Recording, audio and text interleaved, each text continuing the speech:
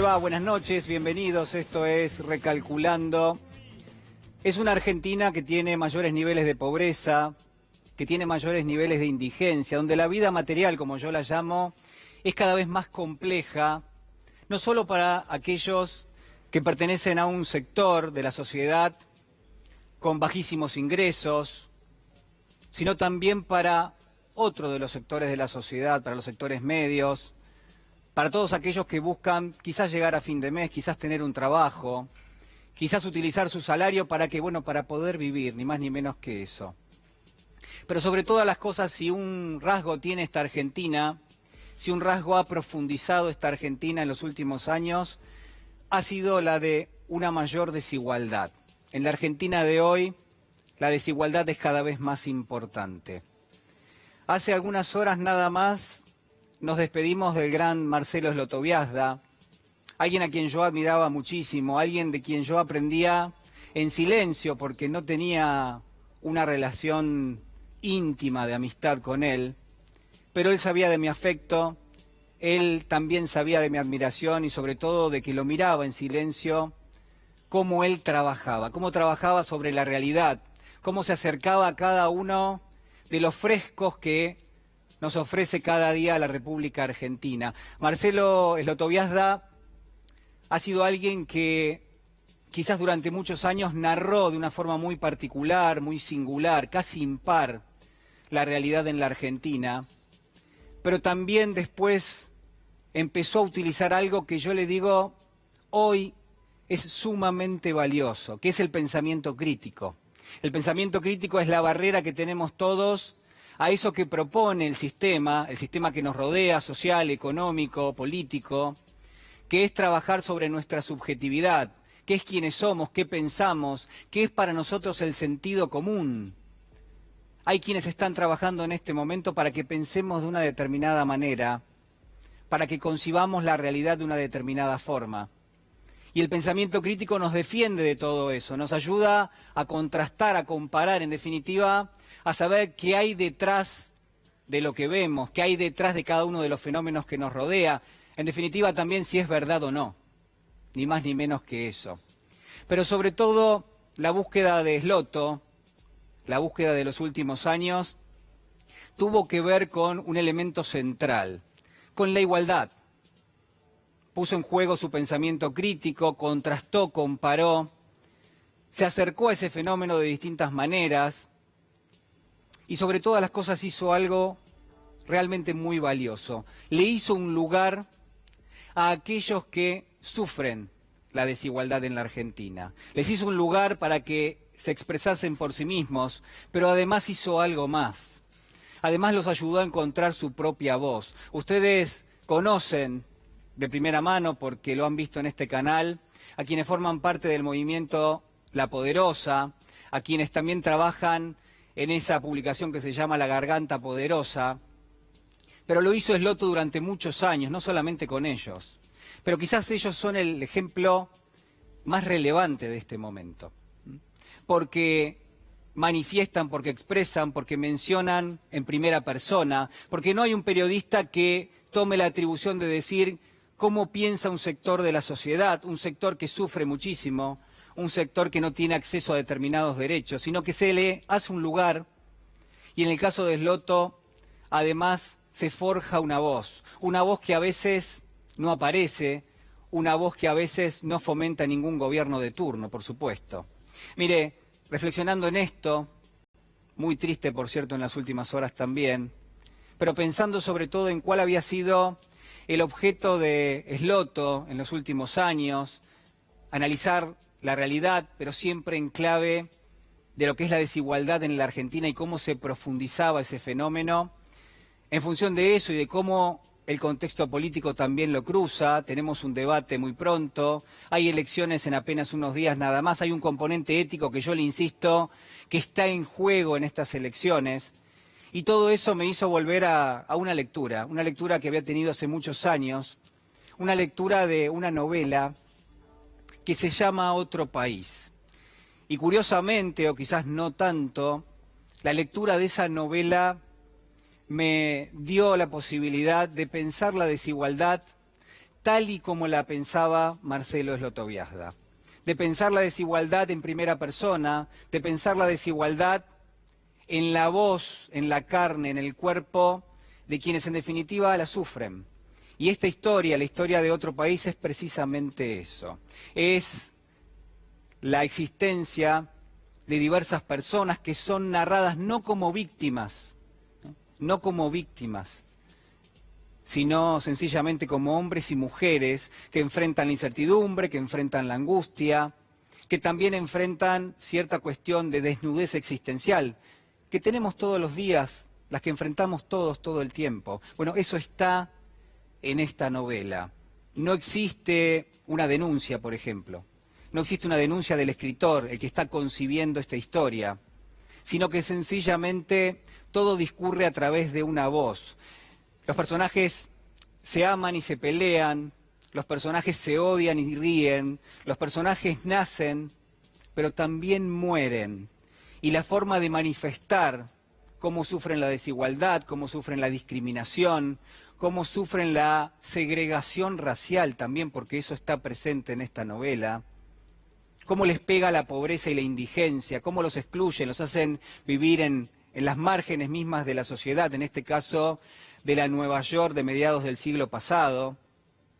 Bueno, cómo todo eso se hace presente y dice de alguna manera mucho también al mismo tiempo de nuestra realidad. Mire, la historia en síntesis es sencillamente la vida de un grupo de personas que forma parte de un colectivo de raza afroamericana, son negros que viven en el Harlem neoyorquino, en la década del 50, en esos Estados Unidos que son racistas, pero donde además se los discrimina porque pertenecen a un sector de la sociedad que es pobre, o porque son artistas, o porque no tienen un oficio del estilo que sí tiene una gran parte de la sociedad. Y todo eso está cruzado también en esta novela, por supuesto. En definitiva, también lo que vamos a ver ahí es que existe un peligro sustancial. El peligro es que ese sector de la sociedad empieza a retroceder, que termine recluido en una especie de gueto, gueto de la pobreza, gueto de la prisión, que de alguna forma también se haga presente ahí algo que a todas luces resulta sumamente polémico, que es que nadie los tiene en cuenta, que no hay Estado incluso, que el Estado no les presta ni la más mínima atención. James Baldwin, el escritor, James Baldwin, la persona que concibió esta maravillosa historia, se la recomiendo, es sumamente lírica, es cruda, es central, pero sobre todas las cosas, este James Baldwin se va de los Estados Unidos en plena década del 50, sufría enormemente la discriminación porque él era un escritor, porque era negro, porque era pobre, porque era homosexual, y entonces en la historia va a crear personajes, los dos principales, que son escritores, que son músicos, que son pobres, que son negros, donde existe cierta tensión homosexual, pero que no termina de manifestarse del todo de la historia, y ese es otro elemento que también está presente, y donde se lee perfectamente el marco de segregación, de discriminación que existe. Mire, se crean tres personajes, hay uno de ellos que se llama Rufo, es una persona, es un músico negro, que lo que hace es dejar constancia de la última parte de su vida, tiene una vida rota, tiene una vida totalmente precarizada, es alguien que no se revela a la situación que enfrenta. Su hermana, en cambio, se llama Ida, y sí es una persona que denuncia todo eso que la rodea, que denuncia todo eso que la va llevando hacia la frontera misma, que la expulsa del sistema, pero tampoco puede hacer absolutamente nada. Una y otra posición se contrastan en la historia y en el medio está un escritor de raza blanca, un escritor de tradición irlandesa, porque pertenece justamente a esa comunidad, que se llama Vivaldo y que se relaciona con los dos, y que también va a dejar la manifestación más taxativa de que es alguien que, a pesar de que no sufre la discriminación racial, sí sufre la discriminación por ser pobre, sí sufre la discriminación por no tener contactos, por no haber sido criado en esa sociedad, por ser un inmigrante. Es decir, que Baldwin nos va a dar una imagen de todo eso que pasa en esa Nueva York. Pero si yo tuviese que mencionarle un elemento, para terminar, si yo tuviese que traerle esta noche, en este comentario, que ejercitemos juntos, por supuesto digo, hay muchísimos elementos que atraviesan la historia y que están presentes en nuestra sociedad. El Harlem neoyorquino es muy parecido a cualquiera de los barrios que usted se imagine, del conurbano, de toda la provincia de Buenos Aires, de cualquier punto de nuestro país. No siempre llega al Estado y cuando llega a veces, mire, cuando llega a veces tiene cara de estigma social o tiene cara de fuerza de seguridad que ejerce la violencia porque sí. Porque sí. Y entonces yo le decía que si yo tuviese que mencionar un elemento, bueno, ese elemento quizás sería, en algún punto, si me permite, que hay una cuestión central que atraviesa toda la historia, como atraviesa toda nuestra vida, como atraviesa toda la vida de nuestros seres queridos, de aquellos que ya no están, que es la posibilidad de agotar nuestra existencia en la búsqueda de algo, cansarnos, que nos quedemos sin energía, que nos quedemos sin vida, pero que busquemos, que vayamos detrás de algo porque ese es nuestro objetivo. Eso es lo que está presente en la historia y es sumamente valioso. Con eso nos vamos a quedar probablemente en esta historia. Miren, una Argentina que es más desigual, en una Argentina que es menos inclusiva, donde hay mayores niveles de pobreza y donde hay también mayores niveles de indigencia, sobrevuela omnipresente la idea de la nostalgia de este otro país, un otro país que pensó en su momento James Baldwin, un otro país que pensó también, que analizó, que siguió, que forjó nuestro querido Marcelo Eloto Biasda, y este otro país que hoy empezamos a debatir y que no tenemos que olvidar. Bueno, acompáñeme porque ya lo tengo conmigo a Jorge Elbaum. Jorge, ¿cómo estás? Buenas noches. Hola, ¿qué tal? Buenas noches. Gracias por la invitación. Bueno, sociólogo, sos doctor en ciencias económicas, sos periodista, sos escritor, sos muchas cosas. Supongo que sos alguien también que tiene una idea de esto que hablábamos, ¿no? De la desigualdad, de cómo se ha hecho un lugar en la sociedad argentina hace muchas décadas ya, pero cómo se ha profundizado esta situación en los últimos años. Sí, un proceso que efectivamente lo veo históricamente, Sí. ¿no? La realidad es que hay proyectos políticos en la historia de nuestro país que propendieron, intentaron de alguna manera acercar a distintos sectores sociales, a cortar la brecha, y hubo proyectos como el actual que la ensanchan.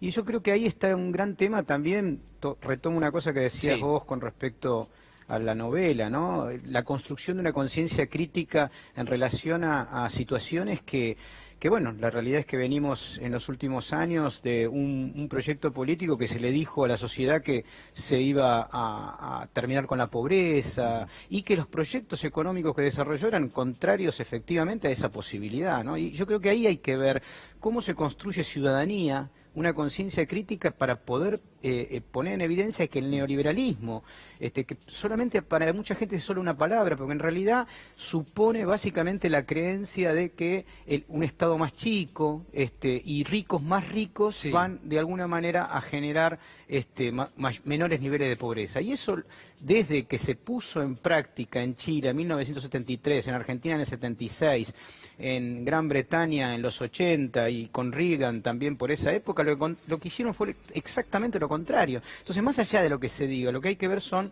los proyectos políticos, las medidas económicas, a dónde llevan. Bueno, nos han llevado a acrecentar estos niveles de desigualdad que se fueron forjando en Argentina a partir básicamente de la dictadura militar. ¿Qué pensás en términos quizás filosóficos, no sé si llamarlo filosófico, me parece un exceso, como decía Borges, de algunas cosas, lo que propone el gobierno, estas ideas que siempre están omnipresentes en los discursos, que es o que hay que esperar un determinado periodo de tiempo porque de alguna forma todavía no dio resultado lo que se puso en marcha, o que hay un crecimiento invisible que no estamos viendo, pero que ellos sí están viendo, o directamente la posibilidad de que, bueno, que la Argentina esté enfrentando en este momento una situación muy complicada, pero eso tiene como causa nada que de alguna manera lo circunscriba directamente a las decisiones que ha tomado el gobierno, sino que son fenómenos externos, etcétera, etcétera. Digo, no, yo en principio coincido que hay una filosofía, hay una impronta filosófica, por supuesto, en cada concepción del mundo hay una idea, digamos, un modus operandi mental, una estructura del pensamiento. Bueno, en el caso del neoliberalismo, básicamente tiene como sustento algo que es ahistórico. Es decir, si uno mira para atrás en la historia de la humanidad y uno le pide a un neoliberal, bueno, decime en qué momento ese proyecto que ustedes consideran que puede funcionar en Argentina funcionó en algún lado y generó menores niveles de desigualdad. No existe. Justamente lo contrario, digamos, el keynesianismo, los 30 gloriosos que fueron posteriores, los 30 años gloriosos que fueron posteriores a la Segunda Guerra Mundial, que fueron una etapa básicamente de distribución de la riqueza. El estado de bienestar. El estado de bienestar, de achicamiento, si se quiere, de los niveles de desigualdad, bueno, fue de alguna manera suplantado por el modelo liberal. ¿Por qué? Porque evidentemente no estaba de acuerdo con la equidad. Tenía que buscar alguna manera que de alguna manera permitiese generar desocupación, por ejemplo, para actualizar los niveles de ganancia, para ensancharlos, etcétera. La realidad objetiva que lo que estamos viendo es que nunca en la historia de los últimos 60 años, 50 años, el neoliberalismo ha generado menos pobres. Siempre ha generado más pobres y ha generado más ricos y más enriquecidos. Entonces, digo, desde un punto de vista histórico, me parece que hay que mirar para atrás y ver que alguien que le pregunte, ¿en dónde el neoliberalismo ha sido exitoso? En ningún lado. ¿Por qué lo va a hacer en Argentina? Ahora, en Argentina tampoco lo fue, porque el neoliberalismo se integró a partir del año 1975 con el Rodrigazo, si se quiere, pero fundamentalmente con la dictadura militar, y generó, además de un genocidio, por supuesto, que necesitó para romper las redes sociales sindicales, culturales, intelectuales, que permitían un estado de bienestar, bueno, implicó una ampliación de la pobreza, de la marginalidad y la precarización que en algún momento, sobre todo en los últimos 10, 15 años, se intentó reducir y que sin embargo no se pudo. Quiero invitarte a que analicemos juntos algunas frases del día, algunos conceptos. Hoy fue un día, bueno, es el Día de la Lealtad. Al mismo tiempo también hay varios referentes del gobierno que se manifestaron, que hablaron, el propio presidente de la Nación. En este caso vamos a escuchar a Cristina Fernández de Kirchner hoy en La Pampa. Una sola aclaración. Acá, primero, miren qué poncho pampeano. Me lo regaló el gobernador. Es de una artesana pampeana, Elvira se llama. Y la verdad es que nunca me mandó ni él ni nadie a lavar los platos. Ni él ni nadie. Pese a que hay mucho machirulo suelto últimamente. Bueno, la mención un poco solapada, un poco no, de la frase del presidente de los últimos días, ¿no? No, que creo que remite a un tema que en nuestra sociedad, sobre todo en los últimos 20 años, es una emergencia clave y que es el tema de género, ¿no? La realidad es que el presidente, en una frase que en realidad yo creo que coincide específicamente con su idiosincrasia, dijo que darle la economía argentina a una mujer es generar un desastre. Bueno, esa es la impronta también filosófica, conceptual, incorporada, que tiene cierta derecha argentina, que trata de disimular en un país como este que los pañuelos verdes y el Me Too y la lucha contra el patriarcado tiene un elemento central. Bueno, me parece que la referencia en este caso de Cristina Fernández de Kirchner frente a eso que aparece como una permanente muestra de patriarcado, me parece que es un cuestionamiento válido y que nos hace reflexionar a todos los varones, sobre todo en la sociedad, acerca del lugar de la mujer. Bueno, más aún cuando hemos tenido una presidenta 8 años mujer, ¿no? ¿Lo escuchamos, Alberto Fernández? Vamos. Es que de una vez por todas la Argentina deje de caerse, que es lo que pasa cada vez que estos llegan al poder. Pasa que periódicamente se nos cruzan en nuestras vidas, llegan al poder y destruyen todo lo construido. Y después nos dicen que la Argentina tiene un problema cíclico, que cada 10 años tropieza con la misma piedra. Las piedras son ellos, ellos son los que se nos cruzan y ellos son los que nos hacen padecer. Y yo espero, argentinos y argentinas, que esta vez hayamos aprendido, que hayamos entendido que la política no es prepararse haciendo coachings para mostrarse frente a una cámara diciendo lo que la gente quiere oír. La política, entiéndalo, presidente, exige no mentirle a la gente, exige comprometerse con la gente.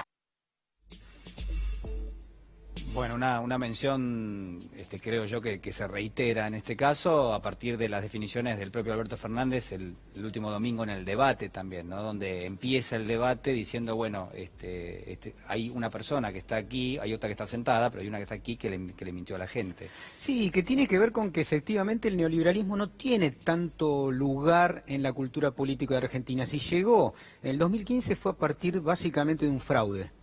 De un fraude electoral en el cual el actual presidente les dijo que iba a reducir la pobreza, que iba a quitar los impuestos a las ganancias, que no iba a sacarle la computadora a los chicos, que no iba a quitarle fútbol para todos, que no iba a quitarle derechos. Es decir, tuvo que hacer eso porque la sociedad argentina, a partir básicamente del último siglo, ha desarrollado ciertos anticuerpos importantes. Yo creo que se deben al 17 de octubre, teniendo en cuenta la fecha de hoy, o del Cordobazo, y de muchas luchas sociales, gremiales y sindicales que han construido como mínimo ciertos anticuerpos que impiden que se los pueda engañar fácilmente. La realidad objetiva es que hay que ponerle toda la responsabilidad al actual presidente de haber hecho una farsa electoral y haberle mentido a la sociedad, cosa que ahora empieza a ponerse en evidencia a partir de un endeudamiento exorbitante. Pensemos, no sé si la gente entiende la dimensión de esto. Nosotros teníamos en el 2015 el 30% de nuestro PBI en la deuda y hoy tenemos el 100%.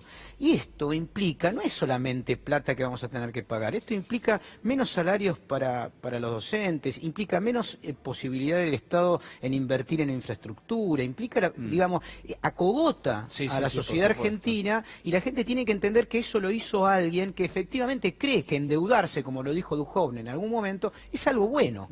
Y sobre todo con aquellos que, como en el Fondo Monetario Internacional, los fondos buitre, van a venir a degüello, van a intentar limar el próximo gobierno nacional y popular para intentar de que, obviamente, coarte y que no pueda terminar como corresponde su mandato. Sí, eso es interesante lo que estás mencionando también, porque hay quienes miran esto como un capítulo que se cierra en términos generales, y es que efectivamente las encuestas anticipan y ese resultado termina dándose.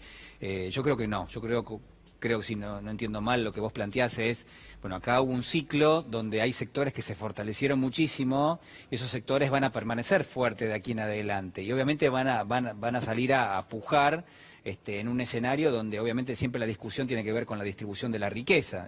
Para mí esa es la grieta, no hay ninguna otra grieta. Sí, ahí hay un tema chiquito que a mí sí, últimamente me interesa profundizar. La grieta en la Argentina desde hace 2 siglos es entre el 1% de la sociedad y el 99%. Lo que pasa es que ese 1%... Pero no está tan claro eso, ¿no? Porque... No, me parece, esa es una gran confusión y me parece que es complicada. Pareciera que la grieta fuese 30 versus contra 70%. Y no, es 1%, que son los sectores que han, en los últimos 4 años, es decir, no todos fueron perdedores. Se ensanchó la pobreza, se acrecentó la pobreza, pero por ejemplo los sectores financieros han hecho mejores negocios que nunca. Los sectores energéticos, curiosamente vinculados a los CEOs del gobierno, también se han enriquecido. Los sectores mineros se han enriquecido y los sectores básicamente de la exportación de materias primas. Es decir, es una economía y un modelo neoliberal que quiere inserto en la globalidad, y a eso le llaman entrar en el mundo. Y esa es la trampa. Claro. Entrar en el mundo es entrar solamente con productos donde el trabajo no tenga sentido, donde el valor agregado no tenga importancia. Una primarización. Una primarización, claro, pero acá ha habido ganadores, y son esos que vos te referís, y que están dentro del 1% como mucho, podría decir que es un 0,5 en realidad. Bueno, vamos a ver otro fragmento de Cristina Fernández de Kirchner hoy, en este caso sobre el neoliberalismo. A ver. Neoliberalismo nunca más, compatriotas, en nuestro país. La verdad que esta es la tercera experiencia neoliberal que sufre el pueblo argentino.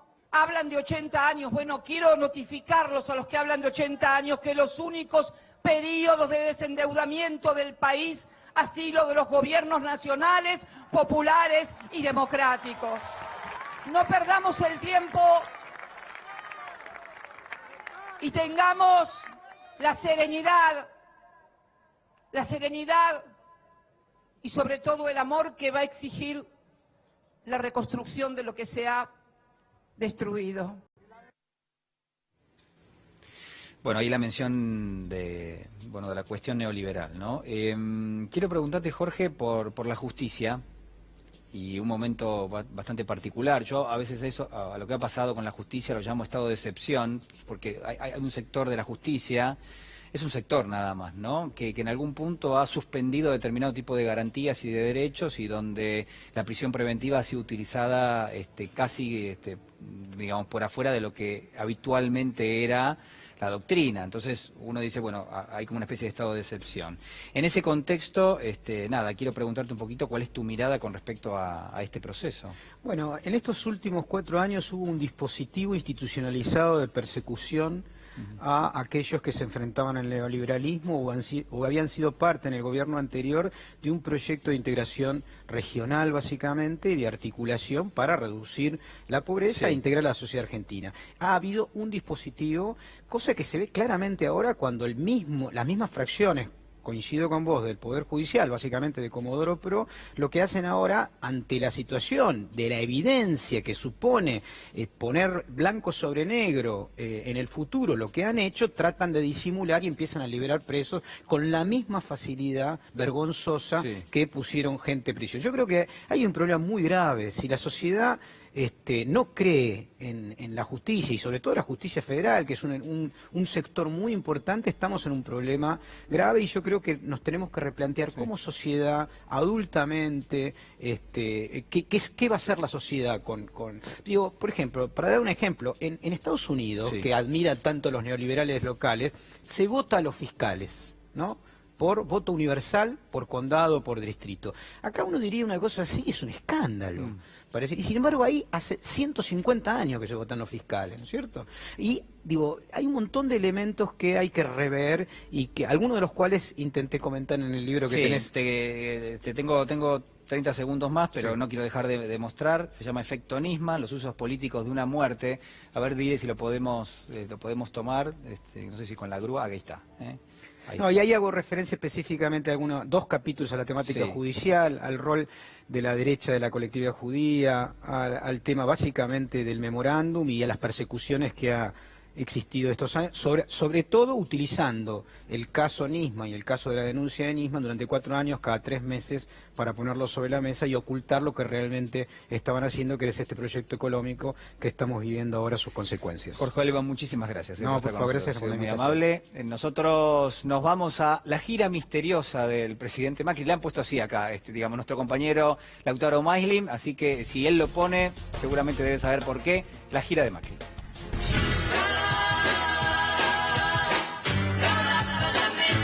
Y nuestros abuelos que tienen celulares, ¿no? Tienen celulares, tienen corazón, tienen fuerza. Todo eso tienen nuestros abuelos. Abuela, ¿tenés celular o no?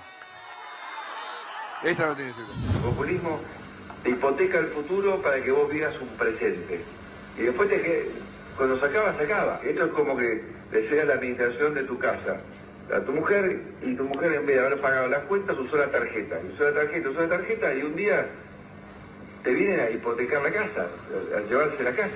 Y justo en este día, que yo hablando con el negro a la mañana, usé un mal ejemplo de un video que había visto para explicar la economía, donde ponía a una mujer como mala administradora, cuando en realidad debería haber sido al revés, ¿no? Al principio me ganaba Ramón Díaz todos los campeonatos. Mi amigo Ramón ganó 5 campeonatos seguidos. Pero después nosotros ganamos 17. ¿Por qué? Porque seguimos creyendo, trabajando juntos y apostando a los mismos valores. No se inunda más. Y ahora viene la parte que digo, no se inunda más. No, todavía en algunos lugares se inunda, pero ya empezamos las obras. Y en unos años, cuando a vos te pregunten tus hijos, ¿dónde estabas? ¿Dónde estabas? ¿Cuántos años tenés? ¿Dónde estaba? Estaba en el baño. Con Mauricio. ¿En el baño? ¿Cómo en el baño? Acá no veo ningún baño. ¿Cómo estás en el baño? Esta sigue la respuesta que más me ha sorprendido en mi vida. Ya que lo tenemos a usted en línea, porque esto es importante, aprovechar, ¿qué hacemos con estos de más de 113.000 millones de dólares que se aumentó la deuda en 3 años y medio? ¿Cómo se da cuenta? Claro, esas son las cosas que uno por ahí se lo pregunta, ¿no? Porque Pero yo te pido que mires la conferencia de prensa de ayer de la CUNSA, donde explica todos los números. Sí, lo vi. Pero entonces, también, bueno, número esos 113.000 millones de dólares no están, no sé cómo los construiste. Presidente, esta es la última. El directorio del CONICET emitió un comunicado donde sostiene que frente a lo expresado por usted en el debate del 13 de octubre, el Mauricio Macri dice que el presupuesto para ciencia y técnica había aumentado durante su gestión. Esas expresiones de ustedes en el debate. Debemos señalar que, por el contrario, el presupuesto neto ejecutado para el sector se ha reducido significativamente. Este es el comunicado del CONICET. Es decir, ¿es así? ¿El CONICET o de un grupo de investigadores del CONICET? No, este es el directorio del CONICET. Acabo de leer, entramos a la... El directorio del CONICET dice, emitió un comunicado y además tenemos la nota al respecto, ¿no? ¿El directorio del CONICET? Sí. El directorio del CONICET emitió un comunicado donde sostiene que frente a lo expresado en el debate del 13 de octubre... No sé, a mí, digamos, no lo vi. Hemos sido como un alcohólico recurrente con la inflación, ¿no? Nos sacamos la inflación desde encima durante la convertibilidad y después volvimos. En la etapa del kirchnerismo la inflación fue aumentando, nosotros empezamos a bajar y con la crisis esta y el déficit que no habíamos podido bajar por falta de consenso, volvimos al mismo lugar. ¿Dónde están los colectivos? No los veo los colectivos. ¿Dónde están los colectivos?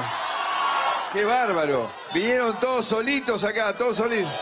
Mirá, ese me gustó, me pareció ver un lindo gato. Muy bien. Hoy se ha puesto un lindo gatito. Así me siento más joven. Dice gatito. Ah, gatito dice. Ah, muy bien, muy bien. No había visto la I, tenés razón. Ríense, muchacho. No sabe leer y es presidente de la nación. Bueno, ahí estaba, ya, ahora sí se explica por qué es el tour misterioso del presidente Macri. Hay elementos ahí que quiero conversar con Cristian Castillo. Él es, bueno, ustedes lo conocen, es político, sociólogo, es docente universitario, es candidato a gobernador por la provincia de Buenos Aires del Frente de Izquierda. Cristian, ¿cómo estás? Muy buenas noches. ¿Qué tal? ¿Cómo estás? Bueno, a ver, algún concepto de lo que acabamos de ver. Yo solamente voy a poner algo sobre la mesa, que es, esto muchas veces se parece más a un stand-up, a una especie de acto vinculado con el mundo del espectáculo, que a un mensaje político que debiera tener algún tipo de explicación de la situación en la que nos encontramos. Creo que está peleando por mantener el liderazgo de su espacio, ¿no? Porque es evidente que Macri no va a reelegir, Vidal tampoco va a ganar, ya está, eso se definió en las PASO, pero Macri está tratando de evitar que se le desbande y frente a la derrota intentar mantener su liderazgo, ¿no? Pero no hay un gesto, digamos una señal de responsabilidad de estar al frente de un gobierno que obviamente, donde los números o los parámetros están dando rojo en prácticamente todos los frentes. Bueno, pero él en el discurso trata de negar esto. Lo que pasa es que la población ya no se cree ese discurso, ¿no? La partecita que ustedes pasaban del discurso de María Eugenia Vidal, cuando tenemos media provincia inundada y en distritos muy importantes del conurbano con evacuados y cualquier cantidad de afectados, bueno, hasta suena verdaderamente ofensivo, ¿no? Porque hoy una parte muy importante está durmiendo en gimnasios y en otros lugares, no puede estar en su casa y eso es por desidia, ¿no? Ya uno puede decir es compartido entre gobierno nacional, provincial, las municipalidades, pero es una realidad que hoy se vive en la provincia de Buenos Aires muy grave y que afecta en particular al 1,5 millones de bonaerenses que están en emergencia habitacional, que frecuentemente viven al lado de ríos y arroyos contaminados y frente a los cuales hay cero política y se ha naturalizado que se les tiene que negar el derecho a una vivienda digna. Es algo que viene de arrastre. Scioli tampoco lo había hecho, pero con Vidal esto, lejos de cambiar la desidia de varias décadas, como ella y Macri decían, bueno, se ha mantenido y profundizado. ¿Qué pensás de, bueno, recién lo veíamos el presidente Macri tratando de explicar que los números no eran como son, en definitiva, que es una deuda que suma más de 100.000 millones de dólares adicionales a la que se tenía a fines del 2015 y que hoy, en términos de la economía, es mucho más representativa, va a costar mucho más pagarla que a fines del 2015? Bueno, también lo escuchaba Lacunza hoy diciendo que la deuda era manejable, pero uno hace números y la realidad es muy diferente, porque Argentina va a tener que hacer pagos en los 4 años que viene de entre 44 y 50.000 millones de dólares. Y este año... Son imposibles, digamos. Superávit comercial te va a dar 12, 13.000 millones este año, pensando que fue un año extraordinario porque las importaciones son muy, muy bajas y cosecha récord. Entonces uno se pregunta de dónde van a sacar la plata. Pero le pregunta a Macri y le preguntaría también a Alberto Fernández, porque en el debate dijo que necesita dólares para pagar la deuda, y si se paga la deuda no se va a cumplir con los reclamos populares, creo que eso es evidente, porque las cuentas son claras. Y además que es una deuda que es ilegal, fraudulenta y ilegítima. Digo, el acuerdo con el FMI, todas las violaciones que se hicieron de sus propios estatutos, no pasó por el Congreso. Y la deuda con los acreedores privados, recordemos que quien la tomó fue Luis Caputo, que era empleado de esos mismos bancos de inversión que nos dio la deuda. Cada vez que los ciclos de endeudamiento fueron investigados en Argentina se detectaron cualquier cantidad de ilícitos. 477 en el de la dictadura, el fallo del juez Ballesteros, cuando entre otros el grupo Macri nos estatizó la deuda privada, ¿no? Habría que preguntarle cuándo va a devolver esos 200 y pico de millones de dólares de su grupo familiar. El megacanje y el blindaje de la época de Sturzenegger primero y Cavallo después, donde se aumentaron en 50.000 millones de dólares los montos de la deuda argentina, según las denuncias hechas en el momento en forma fraudulenta, y este ciclo no me van a convencer que no hubo todo tipo de ilícito. Entonces, en sentido el planteo del Frente de Izquierda, de que no hay que pagar un peso, en primer lugar, hasta que no se audite todo y no se vea dónde fue esa plata, porque ni vos, ni yo, ni quienes nos están viendo vimos un dólar. La gran mayoría de esos dólares que entraron fueron a fuga de capitales, a seguir este mecanismo del endeudar y fugar permanente que viene desde la dictadura y que ha llevado a que los ricos de este país tengan en paraísos fiscales 400.000 millones de dólares.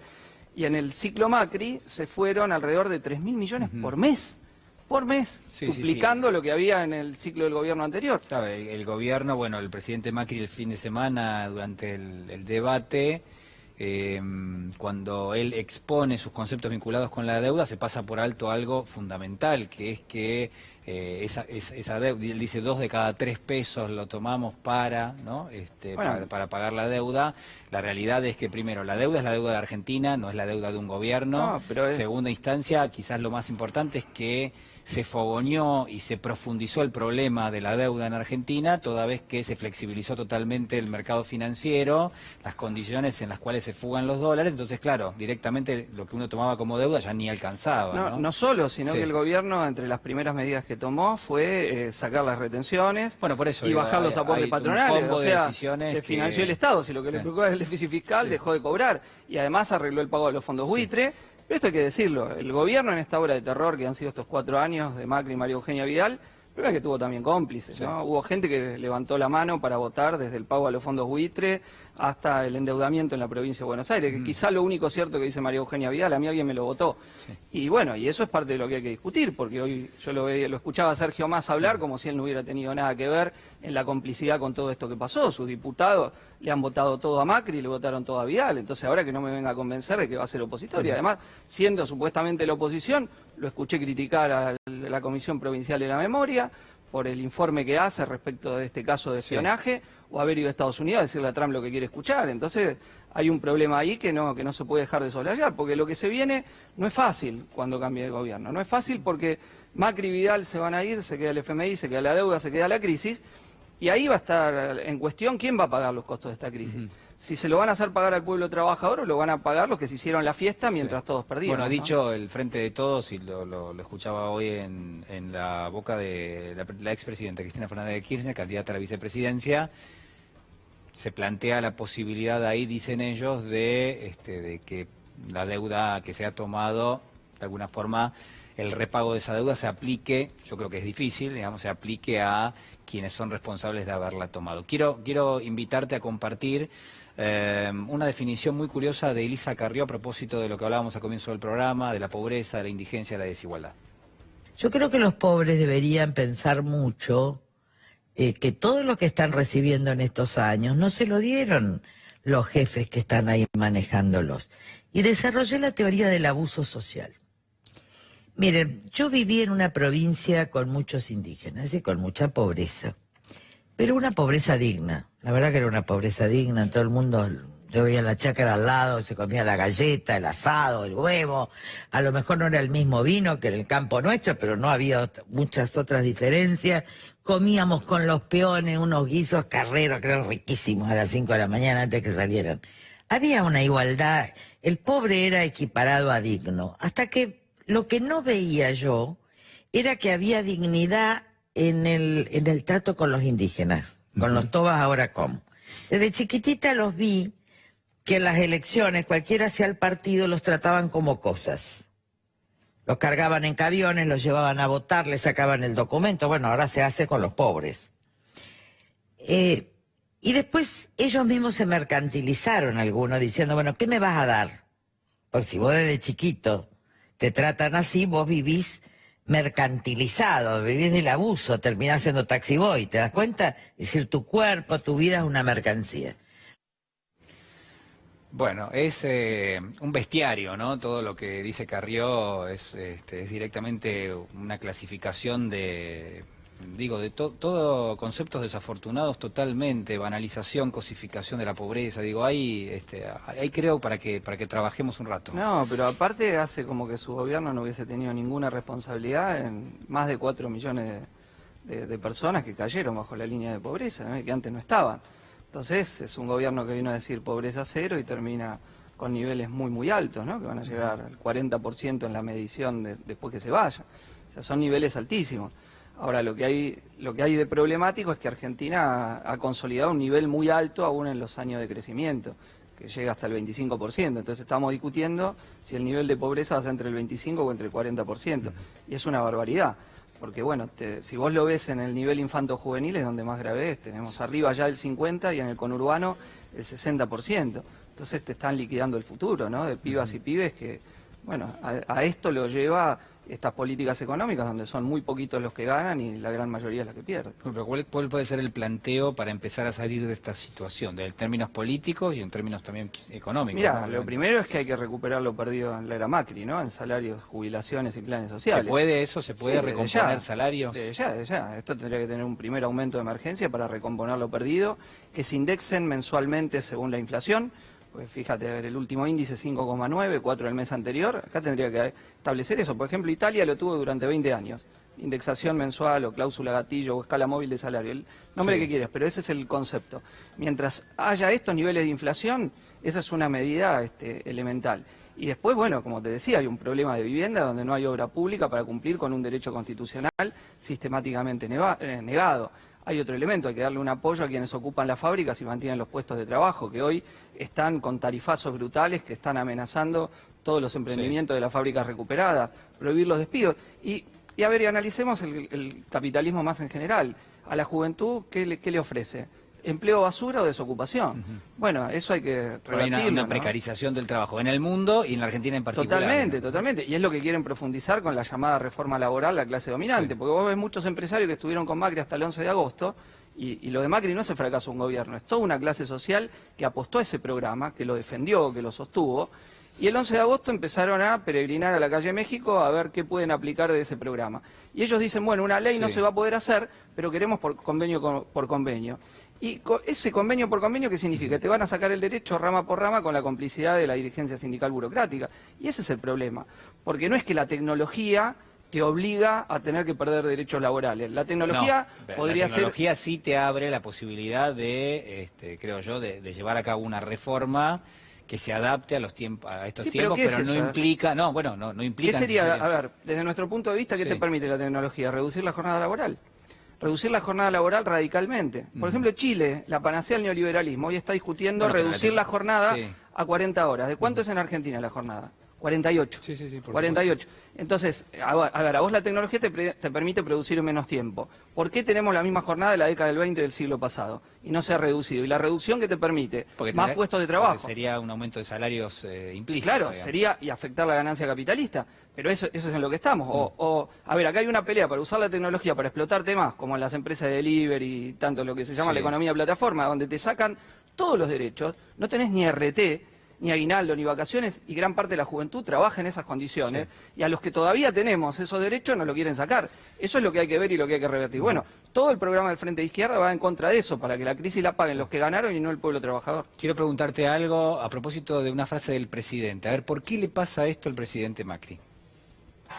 Y cuando sus hijos le pregunten dónde estaban en octubre del 2019, le van a contestar, estábamos haciendo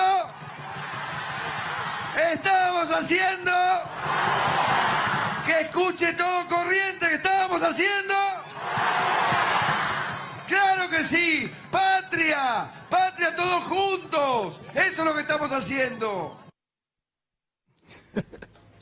Bueno, de fondo decías Peña Chaco, ¿no? Está bien, le puede pasar, vos me tenés que decir que no, pero yo digo, le puede llegar a pasar porque está haciendo el tour, digamos, porque evidentemente, no hay una conexión demasiado, creo yo, cercana con respecto a lo que se está haciendo, que es una campaña política y se lo está tomando, me parece, se lo estaba analizando bastante, por lo menos desde el punto de vista del gobierno. ¿Qué pensás? Bueno, pero Macri, no está ahora ensayando esta de pastor evangélico, así más o menos de campaña, pero no es alguien que pueda estar entre las multitudes, digamos, no es lo suyo, no es lo que le cabe, digamos, es parte, insisto, de una clase social responsable de la decadencia del país. Él en particular, ¿no? La expresa personalmente y tiene un profundo desprecio por el pueblo trabajador. Vos fíjate, yo creo que en el debate el otro día Esper y en parte Gómez Centurión decían lo que Macri no se animaba, ¿no? Yo creo que el pensamiento profundo de Macri es el que expresaron ellos, ¿no? Son como dos colectoras del presidente, ¿no? Creo que iban por ahí, o sea, cuando decía hay que arancelar la universidad pública, todo había eso. un germen de negacionismo, había determinadas cuestiones de discriminación. Yo creo que uno, por un lado, dice, bueno, pero son pocos votos los que tienen estos candidatos, pero igual así todo, hay que hablar de estas cosas. Hay que hablar de estas situaciones. No se puede. Se plantea un debate presidencial. Además, no es algo del pasado. A ver, el negacionismo del genocidio por supuesto. y todo eso está al servicio de las políticas de mano dura actuales, de la criminalización de la protesta social, de la criminalización de la pobreza, la doctrina Chocobar, de te meto balas donde sea. Bueno, eso es parte de lo que está en debate hoy también, ¿no? Y seguramente vamos a escuchar algo de eso el domingo, donde voy a estar acompañado de Nico del Caño ahí desde la tribuna, como hice el domingo pasado. Cristian Castillo, muchísimas gracias por estar con nosotros. Muchas gracias a vos.